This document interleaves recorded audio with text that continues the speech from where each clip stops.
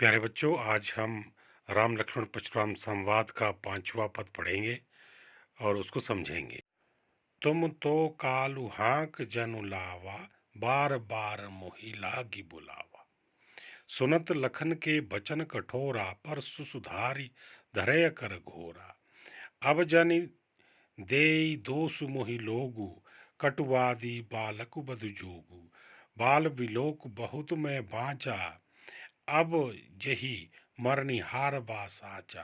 कौशिक कहा क्षमिय अपराधु, बाल दोष गुण गनिय न साधु।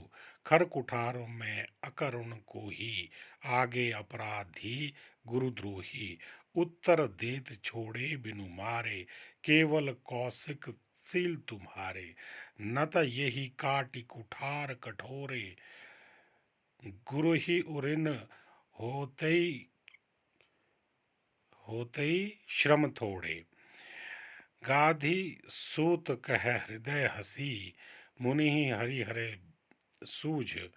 ऐ मैं खांड न उख मैं, अजहु न बूझ अबूझ। अब हम पंक्तियों का बारी बारी से सरलार्थ करेंगे। तुम तो कालु हाक जनु लावा, बार बार मोही लागी बुलावा। लक्ष्मण जी परशुराम जी को कहते हैं कि ऐसा लग रहा है मानो तुम मेरे लिए काल को अर्थात मेरी मृत्यु को आवाज देकर बार बार आवाज देकर के बुलाने लगे हुए हो कि मृत्यु आ जा और इसको ले जा।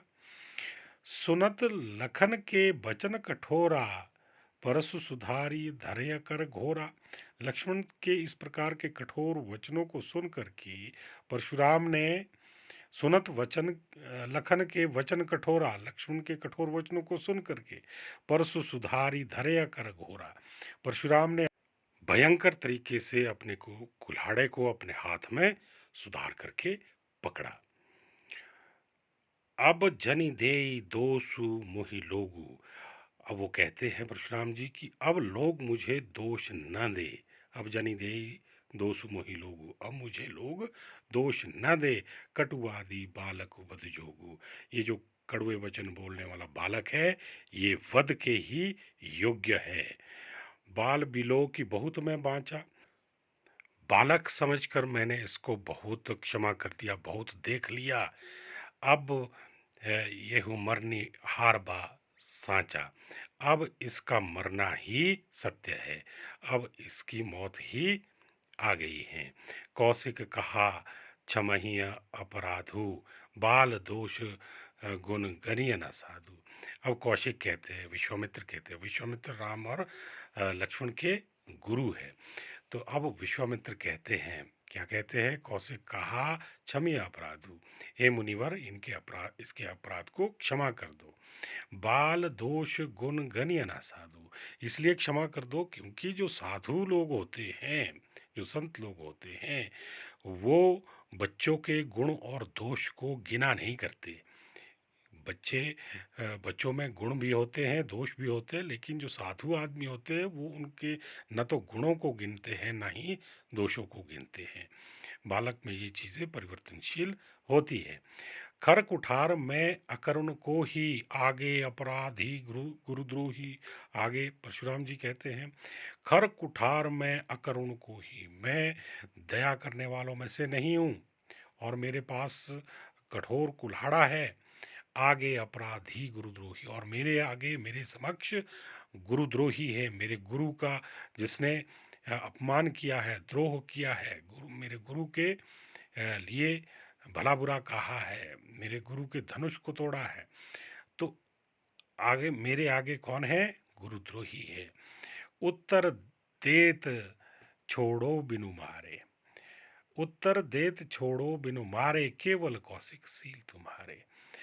आगे मेरे गुरुद्रोही है और मेरे हाथ में कुठार है, और मैं क्रोधी भी बड़ा हूँ, लेकिन हे कौशिक, हे विश्वामित्र, तुम्हारे तुम्हारे शील व्यवहार के कारण, तुम्हारे अच्छे व्यवहार के कारण मैं इसको छोड़ रहा हूँ।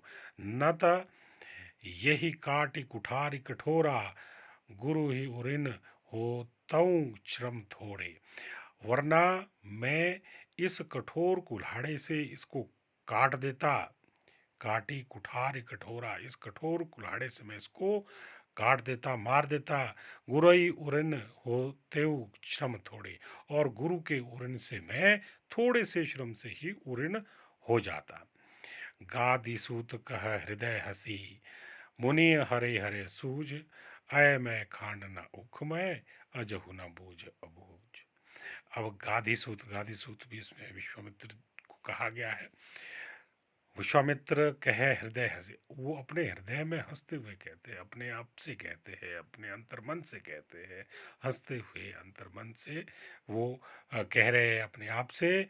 मुनि हरि हरे सूझ, इस समय मुनि को हरा, जैसे सावन के अंधे को हरा दिखाई देता है, उसी प्रकार मुनि को हरा ही हरा दिखाई दे रहा है। ऐसा सोच रहे हैं कि बस वही यहाँ पर बलशाली है। अय मैं खांड ना ऊख मैं, अजहु न बूझ अबूझ।